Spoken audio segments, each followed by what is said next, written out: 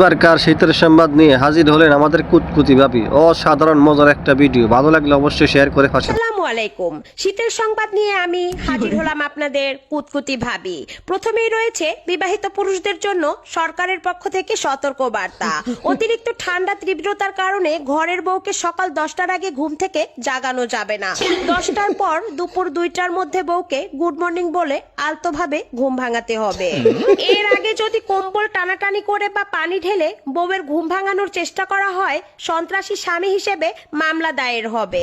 এবার দ্বিতীয় সতর্ক বার্তা, বউয়ের কম্বলের ভিতরে ঢুকে যখন তখন অহেতুক নড়াচড়া করা যাবে না, তাহলে শারীরিক টর্চারের মামলা দায়ের করা হবে।